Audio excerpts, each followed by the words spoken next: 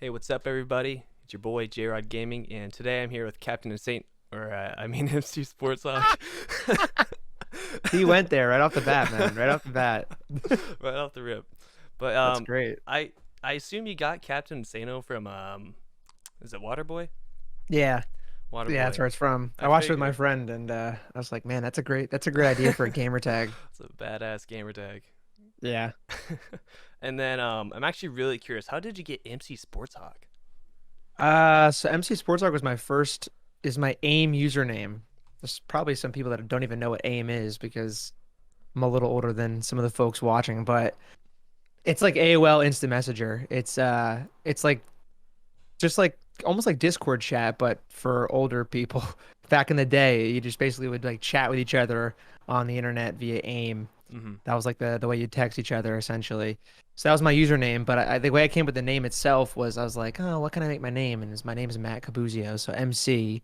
And then I was like, oh, I like sports and I like Hawks, so I just did Sports Hawk, but I put a Z instead of an S to, try to be cool. Little spice to Yeah, it. and this was like fourth grade, so you know. It's That's what I was thinking in fourth grade. Yeah, that's how it came together. was Some people AOL. think it stands for Minecraft, but it doesn't. It's just my initials. I've never really played Minecraft too much. It sounds like a Minecraft name with the MC. Yeah. Definitely. Yeah. So was AOL, or is that it, right? AOL? Yeah. Was that like an older Kick or Skype or It, basically? it it's basically basically just like that. Yeah, it's like a Keycur or Skype or any messaging service on the internet. Like Okay. even WhatsApp, you could consider it. You basically just go on a computer and it's just like it's like a messenger essentially. But it's called AIM because it was AOL Instant Messenger. Mm, So people called it AIM. okay. And that's what it was. Dude, I met like the first girl I dated in like fifth grade. Dude, I just go home and text her on AIM all the time, like you're cute. Yeah, so that's where it all came to fruition. And then I made my channel the same name. I don't even know when, 2009. So I was like 16, Hmm. 15, 16 when I made my first YouTube channel. I used the same name, and then it's kind of stuck. Dude, that's Can't really change it once it's already going. So you brought up a good point about messaging your girlfriend back after like fifth grade, and I just remember all the cringy messages I'd always send, like, "Oh, what's oh up? yeah, You don't know anything about this person. You're just like, oh, you're cute though. Let's message." yeah. It's like That was. young I'm not even relationships. sure what I said when I was in fourth grade. I don't know how you hit on girls in fourth grade. It's kind of like whatever. Nice math grade. We should we should meet up at recess. Yeah, dude. It's great. You get sit together at lunch, you know? I'll share my pudding pack with you if you give me your apple. Dude, there you go, bro. There you go. And you when you first started YouTube, if I'm right, I don't know if you deleted videos or have any privated, like from older, but what I can see No. now, it's just it was Modern Warfare, Hmm. the OG, and then and that got me thinking, like, what made you start gaming? Well, I mean I've always played games. The first games I played were on N64. Played like James Bond and Mario Kart. Um, yeah, like I think Nightfire was the game I played mostly. But yeah, Mm, I would play on 64 and then we got a GameCube and I played a bunch more on GameCube. So I always liked playing games. And then I was playing a lot of Modern Warfare 2 when that came out. Like I would come home from school every single day. I was in high school at this point, mm. and I would just play that shit all freaking day, dude. Like that, put on some music, and eventually I got pretty good at it. And I would watch like T Martin and some of the other OG like COD YouTubers. YouTubers. Yeah, I can't remember the people that I was watching at that time, but like T Martin's the one that stands out. Like he did a lot of tutorials on how to get better at the game and how to do things in the game. And I was like, dang, dude, like I'm pretty good at this game right now. I can get nukes. Like I play a lot, play game battles. I might as well do some videos and like show people how to do, how to do stuff like I do it. Right. And so I took my dad's like handy cam, like camera, and put it on a tripod and like stuck it right in front of the TV while I Shit. was playing. Just recorded the TV because I didn't know how else to record it. So that was the first like couple games. Those videos aren't on the internet anymore, I don't think. Although I don't know if that first video, that first I Modern Warfare think video, I It think the might have first or been, second ones I think recorded like off a phone type yeah, quality, yeah. It's like, yeah. Well, it wasn't a phone. It was like an actual video like an camera, but they're actual so video. trash back then that it's like it looks like a phone now. But yeah, so I just recorded the screen because I didn't know what else to do, and so that's how I started. And then eventually I was like, man, I really want to buy this thing called a PVR where you can record your own games from the actual screen instead of having to use a camera to record the screen like you see it. And I had to save up $200 to buy the PVR, which was a lot of money at the time for me. Yeah, Like, I didn't have, I didn't have a job or anything at that point, so I was like a freshman or a sophomore. So I was like, $200 is a lot of money. it's a lot of lives to Um, mow. a lot of chores, a lot of whatever, shoveling snow, whatever it was. Saved up, bought it, and then I started posting a bunch more gameplay because I bought the thing. And one thing led to another, and channel kept growing, and I kept going with it, and you know, you know what happened. And then that's nuts. Starting like off of like a little video camera, just recording your TV to like what you're at now, like is just Yeah. insane. It's such a grind. Like that was it 12 or 14 years? I don't remember. 2009 I started, so 12 years. That's Yeah, insane. 12 years. It's nuts how much you can do in like even 3 years. People Yeah, are like, oh, that's the thing I've learned and probably most over the last several years is like time is such an important part of life. time It's is just it's everything. like you can do so much in like even a year. You can change your life can change so much. You can do so many different things that you got to be willing to do it for the long term because it didn't, even the YouTube stuff, like it didn't for me. I did it for like probably 3 or 4 years before I even got, I don't know, 500 subs. Like it took a while Hmm. before I got any kind of momentum with it. So, Yeah, that's so much time investment, and then just seeing you get all the way up to what you're now is just nuts. And I want to go back a little bit back to gaming because you said like you played 007 Nightfire and then hmm Modern Warfare 2. What what was like the first zombies experience that like really brought you into that mm. recording world? I don't remember. I don't know if I remember the first time. I think the first time I played zombies was with my friend Dan. I went over to his house. We're hanging out, and he's like, "Yo, you ever played Nazi zombies?" I was like, "What is that?" And he showed me, and we played like I think we played Doris was the first map, and I was sold. I was like, "This game is sick, dude." Because I already love Call of Duty, but I didn't even know that this was a thing. I don't think. And he showed me it, and since then I was like, "Oh man, I gotta make videos on this now because this is so cool, and I really like it." And I was already making videos for multiplayer, so Hmm. I don't really know what the transition was like there. I just know that I was doing a lot of multiplayer, and then I started posting zombies, and that kind of took off a little bit better than the multiplayer stuff did. It was less saturated at the time. Like, there were very few people posting zombie content Yeah. because it was a new thing, right? And most people, everyone was like starting to try to get machinima for Call of Duty and stuff like that, and I was too. But I was like, man, zombie stuff's like really doing better because no one's posting it. So Right. I kind of just kept going with it, and that's how I got into the whole zombie community scene. Just kind of kept going with it. Yeah. Did machinima? I think I remember this right, but machinima was like a bad thing to be in, right? Well, at first it was like the best thing to be in. Mm-hmm. When I like Because it was the like the first thing I ever only really wanted, that was the only way to make money on YouTube. right. You couldn't make the I don't think everyone knows this, but you couldn't make money on YouTube early on. Mm-hmm. You had to be the way that for a gamer, you'd get in machinima and they would pay you. Well, there's two ways they'd pay you. One, if you were a machinima partner, you could post your videos on the machinima channel or one of their channels. For Call of Duty, it was like the Respawn channel. So that did two things for you. One, they would pay you for the views you got on that video on their channel, and it would give you like all this exposure because their channel was way bigger than a lot of these other guys, Oh like yeah. my channel. So if you got your video on there, people be like, "Oh, I like this guy. I'll go subscribe to his channel." So it was like a huge way to market your channel at the time. And if you became a Machinima partner, you could also get paid for your own videos. They'd pay you like I think it was like at the time it was a great contract. It was like a for the earlier people that you got $2 per 1,000 views, Oh. which was at the time really really good. Now is not that great, um, but at the time was amazing. And that's kind of what the downfall of Machinima was into to some respect. Like they had so many people under contract for $2 per 1,000 views, and then they weren't actually making $2 per 1,000 views from the AdSense. They were losing money constantly. Mm-hmm. especially as mobile started to pick up more because they didn't have ads on mobile. So most people would view on mobile. They'd pay you based on how many views you got on mobile, but they wouldn't actually make that money. So then they lost a bunch of money that way. That's part of the reason it probably crashed and burned. But that's why, like at some point, Machinima became like a bad thing to be a part of because they had I don't really know the details of the story, but they had to make a bunch of decisions that weren't very good for the creators and Right. all that kind of stuff. But early on, machinima was like the thing to be in. Like I strived to get a machinima for years, and then I finally made it. And I was like, this is so amazing. I'm a partner. I was great.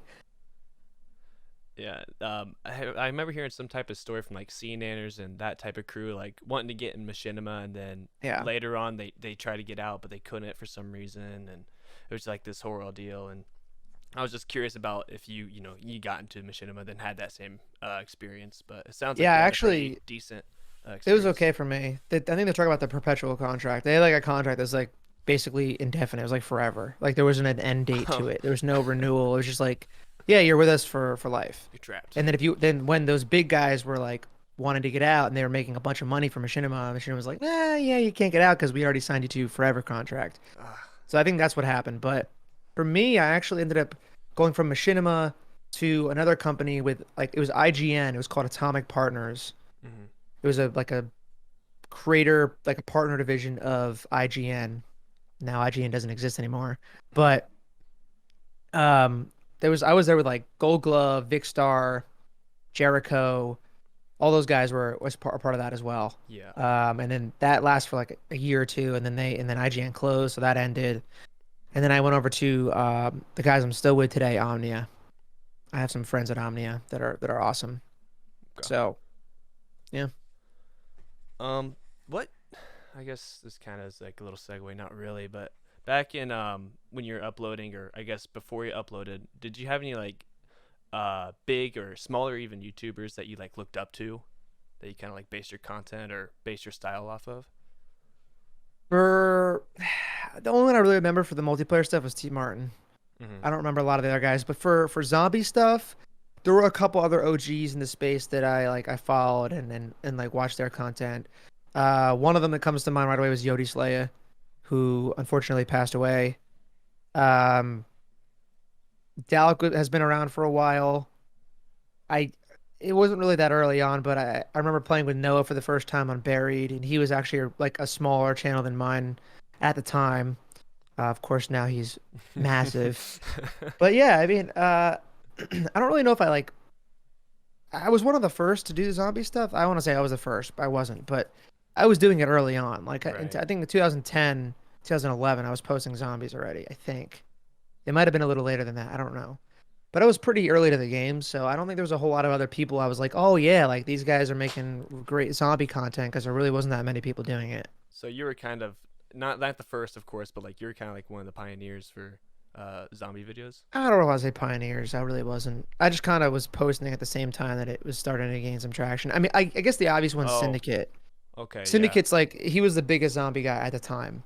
Him, Yodi Slayer was pretty big. There's some other guys that haven't done like that guy who camps used to post zombies.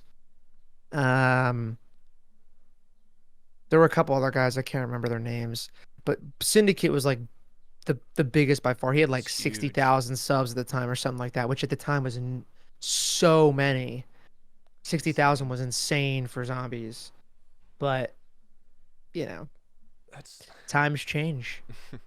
well, I wonder what 60K like how it was, how big it was back then. Like I wonder what would that like translate for our big now. Like would that be like 5 mil maybe? No, Yeah, I maybe a mean, couple yeah, mil. he was the biggest zombie guy for without a doubt, like Yeah. by far.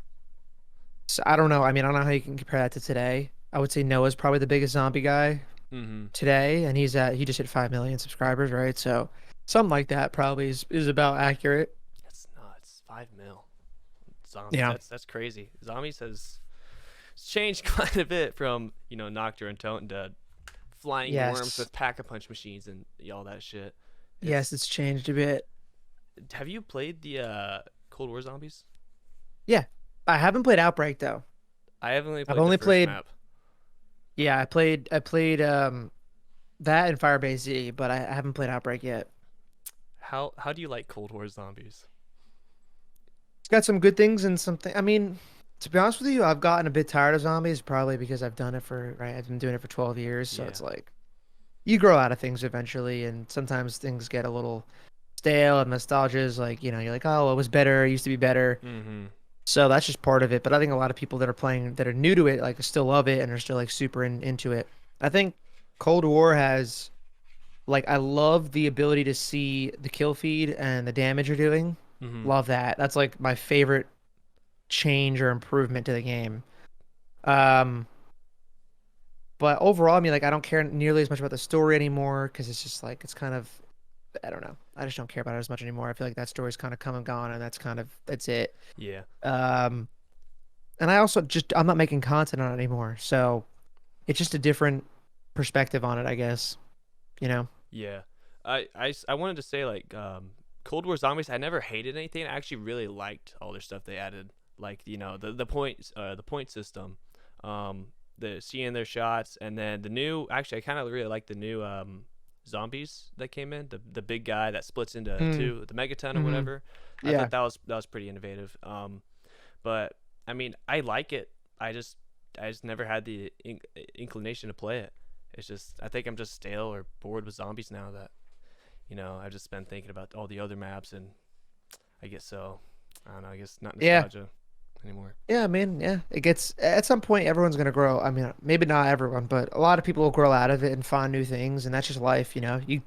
Your passions change over time, interests Mm. change over time. Yeah, definitely. So speaking of interests changing, you went from zombies to Clash. Um, Yeah. what made you want to make that switch? Dude, I forget what I was like. I remember it was summertime when I made that switch. We were playing. I think I was just playing a lot of Clash. Like I was posting zombies, but playing a lot of Clash. Yeah. And I was like, man, freaking love this game. Like I was so addicted to it. And my buddies and I would play a bunch, and we were trying to rank up our town halls and everything. I was like, man, I gotta start posting videos on it. I started posting videos on it. They did pretty well. And I posted a couple like strategy, like how to build base videos, Mm-hmm. and they blew up. They're still my Oh biggest yeah. videos I've ever posted, which is crazy that I'm like, a lot of people do know me from Clash actually. People that have been around for a while know that I was in the scene for Clash for a while. Right. Because those videos are my biggest videos ever. Like I think the top video that I've posted has got like 7 or 8 million views, and it's a Clash video. So I did that for a while, and I don't know, I loved it. I spent a ton of money on that game, like several $1,000s, probably like $7 or $8,000 on that Gems. game, which is oh yeah. I bought a shitload of gems. Oh my god. No shame in saying it. Here's the thing, when you're making content, Oh yeah, it's a different like story. that game is not like other games. You can't just hop on and play. You have to like if you're ranking up something or building a base or leveling up troops, like it takes time. That's just the whole way the game works is Mm-hmm. time based. So if I want to make content, I can't wait a month and a half for my hogs to upgrade. Like I can't Oh wait for yeah. that. So I had to buy gems and upgrade them and then do the video that I wanted to do. So There's no shame in that. it was all for making content, but I'd be lying if I said I didn't love the fact that I like could buy I think you gems. enjoyed it. Oh yeah, absolutely, absolutely. It's a great game. I can pull up my account right now. I bet it's still there. what's your Like what's your town if I hall level? won, I see. I even made a second account because I had my main one was like 11 or 12. You just couldn't do Then I made anymore. a second one for like other fun videos like ranking up videos and stuff. Because once you rank up to a certain point, that's it. Oh, this is not it. This is Clash Royale. Clash Royale, Clash I never Royale's. got into. Oh no, I loved I Clash I just Royale. I sucked at it. That's the problem. I just sucked. I have to reinstall Clash of Clans. Hmm. I'm pretty sure this other town hall was like 7 or so. On the second account. Yeah. I honest to God, dude, I would love if there's another mobile game that comes along that I can get like super invested in and people really want to watch on YouTube. Because That'd I be think some dope. mobile games are so good. Some of them are amazing. Pokemon Go was big for a while. It was. I did play that for a bit when that first summer we were going nuts. Chucky and I would get up at 3 a.m. and go down the beach to get a Snorlax or something. It was a lot of fun. But I that never fell got off into kind of it. quick for me because I never really made a bunch of content for it. Right. So I don't think there wasn't really much content on YouTube for Pokemon Go, was there? not for a while, but they're I mean the people that have stuck with it, like my friend Brandon, his name's his YouTube name is Oh, Mystic 7. He still does Pokemon, has a huge following. I mean they do like meetup events and Pokemon Go like fests and stuff like that. Okay. So it's still definitely got a following for sure. I guess I never really got into the game, so I wouldn't know if there was a following. But Yeah. But when it first came out, the craze was nuts. Like absolutely oh my, nuts. it was big. I mean, Yeah. everywhere I'd walk around in school was just people would just be walking on their phones, just You go to looking the for. pier by the beach, everyone's hunting Oh Pokemon. yeah, I Everyone. Doesn't saw even one matter of who they are. your. I was like, wow, everyone's doing the same thing right now in the world. That's crazy. I watched one of your Z House videos, and just everyone just face glued to the phone looking for I the know. next fucking It was thing. nuts. That's the moment I remember forever for Pokemon Go. Like you couldn't make it up. It was crazy. uh, um, other than just like YouTube, because obviously you're super successful on YouTube and you've been killing it. You have multiple channels. Is there any like other big projects you're working on right now? I mean the real project that we're working on is just team playback. I mean, I'm rocking the shirt right now Yeah. even. It's not really a product though. It's a company. Like we're building a company and it's definitely a ton of time and work to put in to get it off the ground and get to, building it out with a full team and taking on more clients and doing even more YouTube stuff. Mm. So that's like kind of my full focus right now.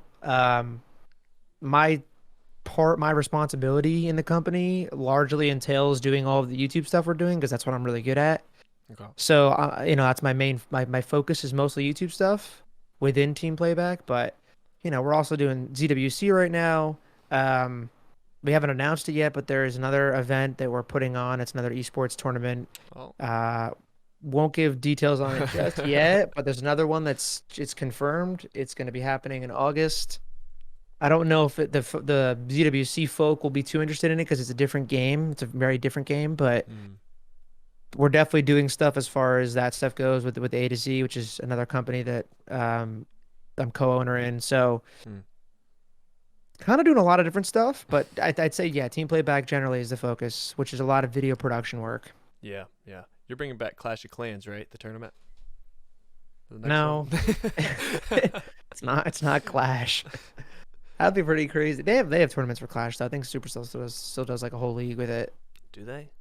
I didn't I know if think, they but I really haven't I haven't updated paid it. attention to it in a while, so I really Yeah. don't know. But like, what's? I know you said you do the editing or YouTube for Team Playback. What's like their main focus as a whole? Yeah, so with the company, the two focuses are traditional video production, so like music videos, branded content, commercials, Do all um, that? narrative, script, everything, whatever it is. I like if you go to our website, you can see like a pretty good breakdown, a portfolio of like the main things we've been doing recently. Just go to teamplayback.com. It's all on there. But that's one side of it. That's the side my brother Mike focuses on primarily. He runs all the production stuff, and I do help out with some of that stuff, but it's mostly him. Okay. The other side of it is YouTube. It's our own YouTube channels. It's the MC Sports Talk brand is now under Team Playback. It's clients that we work with. So like we work with Tara Lowens, who run his YouTube channel. We work with another fashion YouTuber, Amanda Steele. She's got like over 2 million subscribers. I'm working with a couple other smaller channels that probably most people probably won't know. But that's all us doing like the management and sometimes the production on those things too. So that's my focus day to day. Like I'm doing thumbnails, I'm doing uploading, I'm doing SEO, I'm doing like content strategy, everything. Pretty much anything you can think of on YouTube side of things. It's me and our team doing. So those are the two like pillars of team playback right now. Yeah, that's. Most of it, time wise, the majority is the production side of it because production just takes a long time to do, Mm. especially the editing. Um, but some of these clients, like the beauty of it, some of the clients is like we do all the production, all of the editing, and all of the YouTube management. So it's like a seamless thing. We do all of it for them. That's like the main goal of this company is to have a lot of clients like that, or a lot of partners, a lot of whatever Mm. companies like that, where we can kind of be a one-stop shop for them to do everything for them because we really can do all of it at a high level. So, but yeah, I think that's like probably the misconception. Most people don't understand what I'm doing with team playback because you don't see a lot of it unless you follow our socials. Mm. Um, we're doing a lot of production, Yeah, mostly video production. I had no clue. I thought it was just a YouTube channel. I didn't realize it was something Now, that big. yeah, I know. That's the thing people don't understand. Like the YouTube channel, YouTube channel is like the smallest piece of what we're doing. That's nuts. I had no Yeah. idea. all the Damn. production and commercials, editing. I'm sure that takes a long time for the bigger projects, of course. And Yeah. I had no, I'm blown away. I have to definitely check that out. Yeah. Um, Yeah, I mean, if you just look at the Instagram gives you a pretty good idea of what we're doing. It's just team.playback. okay. Yeah, But you like said you had a we website. have the website's teamplayback.com, Okay. but the Instagram's team.playback. Like we have 5 people on our team now. I guess we just posted this today. I don't know if you've able to see this, but that's our squad right there. Okay. We just released our first round of merch. Just got it in, so we're all rocking the merch. But yeah, we got 5 people on the team now. We're probably going to try to expand that even further by the end of this year. Maybe like one more person if we can. That's great, man. But yeah, we're doing a lot of stuff. That's So awesome. And I actually only have one more question for you, but I think this is kind of a big question. Do you have any advice for anyone starting a YouTube channel or maybe even Twitch, I guess? Hmm, a great question. So much advice to give. For Twitch, I can't give much because I haven't done it nearly as long. I don't know as much. Okay. But I will say that from what JC and Lex have said to me, you will have a very hard time doing Twitch, just straight up doing Twitch, because apparently the algorithm, there really isn't an algorithm. It's awful. There's not a lot of ways you can get found on Twitch just by being on there and streaming. You have to usually have some kind of following elsewhere, whether it's TikTok or YouTube, and then push those people to your Twitch to get some steam going on Twitch. Yeah. Because people aren't really going to find you otherwise. And the obvious things there too would be, differentiate yourself, make your stream different than others, whether it's your personality or, kind of little things you're doing on stream or interaction or whatever it is, or being really good at the game you're playing, whatever it is, you got to kind of be different than everyone else Yeah. so that people are like willing to watch you over someone else. Yeah. It's Um, impossible for Twitch. There's almost no way to get a following because the algorithm. The front page is yeah, just all featured big yeah, streamers, and you have to like scroll down 10 different pages to get to maybe the one viewers, and there's thousands of those on yeah. the big games. Exactly. So the algorithm, yeah, it's not gonna help. The platform's not gonna help you get much. You have to get it elsewhere. And I think TikTok seems like one of the easiest. I don't want to say easiest because nothing's easy, but Right. one of the quickest ways to get a following these days because that algorithm is the opposite. They really, really good at trying to push out new content to people to watch and get a following. So I'd say that's like a great place to try to get a following and then funnel them to your Twitch if they really like your content. For YouTube, luckily there is an algorithm, and the algorithm in its current state, from what who I talk to, what I know, what I see, um, if you do it right, if you do it well, the algorithm will help you get an audience without having to have any kind of pre-existing following, which Mm-hmm. is great. And YouTube's the second biggest search platform in the entire internet behind Google, which is like, it's fucking Google. So, Yeah. Yeah. um, so like there's a ton of people on YouTube that are searching for content. There's the audience is there, and YouTube wants to help that audience find the right content creators. So what you need to do is focus on a couple things because I can't give you the full rundown. I mean, this is funny because part of what I do with our clients, some of them especially, is I consult. Like I basically give them this inside information, like everything that I know, but it's customized to their channel. So like if they're Right. doing a cooking channel, for example, I go through all their videos, I go through all their back end, and I crunch all the analytics, break it down for them, tell them what they're doing well, what they're not doing well, lay it all out, what we like the roadmap on how to get better at what you're doing so that YouTube picks you up and your channel grows. Mm-hmm. That's part of what I do every day, actually. But for the quick rundown, I'm sure people have heard this consistency. Yeah. Only because think about it this way: if you don't post videos, it's impossible for someone to find you.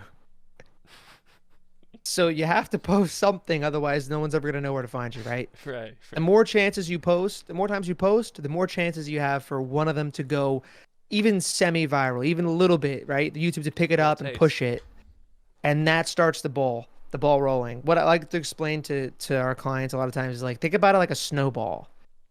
For Yeah. those who know have done this, if you don't know what snow's like, then this is not gonna make sense to you. But you have a snowball.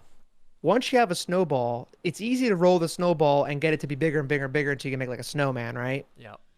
But the hardest part is if you can't make the snowball. Making that snowball is the hardest part because a lot of times the snow's not good enough. Like it's not, it's not wet enough to compact. Like it just kind of fluffs out, right? Yeah.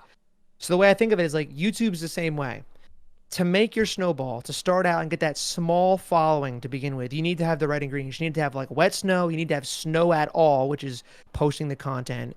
And then you need to have the right kind of snow to make sure it compacts well. And that's all the little things like the analytics, getting people to click on your videos, getting people to watch your videos for a majority of the video, not just clicking it, watching 20 seconds and piecing because they get bored. Yep.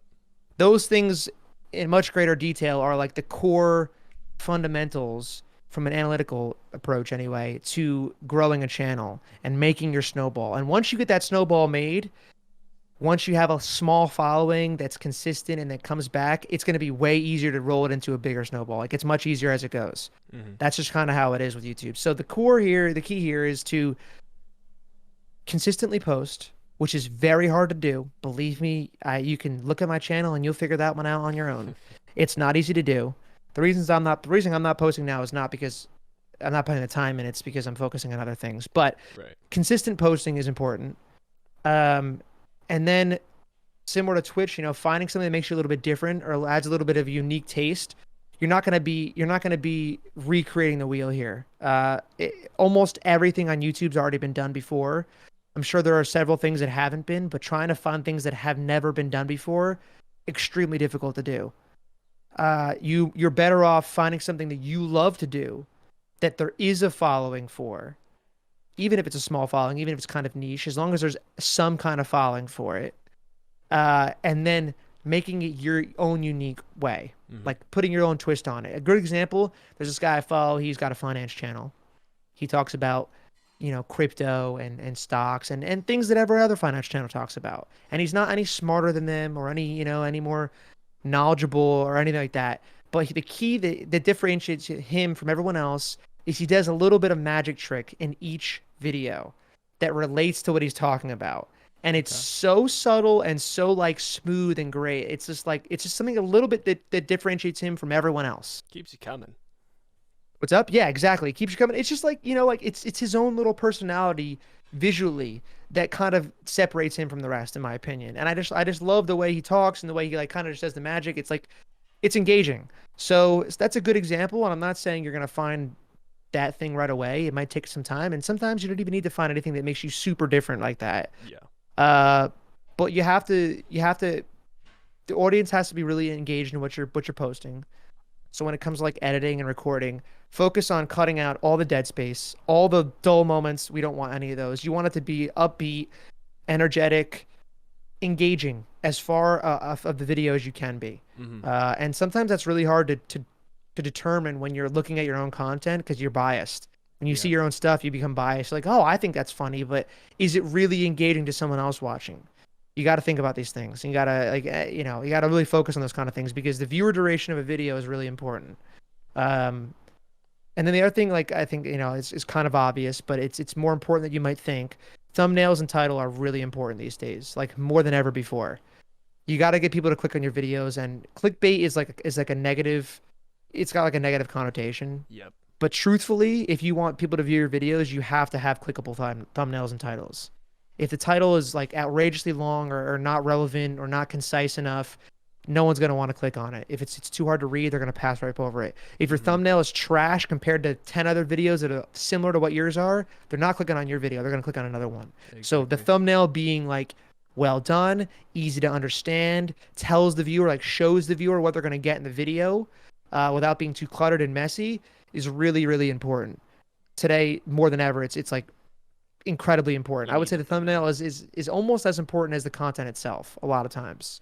Yeah. So those are like the two things you should focus on. Like once you're able to post consistently and come up with content consistently, focus on making your thumbnails as great as you possibly can, the titles as good as you possibly can, and the video content itself, making it as engaging as you possibly can. Each and every video, even if it's shorter than you want it to be, that's fine. It's got to be engaging. As long If as you do it those keeps things your eyes. right, exactly. If you do those things right, YouTube's algorithm will pick up that even the small amount of viewers you may have, it'll pick up, hey, a lot of people are clicking on this and they're watching it for a long time.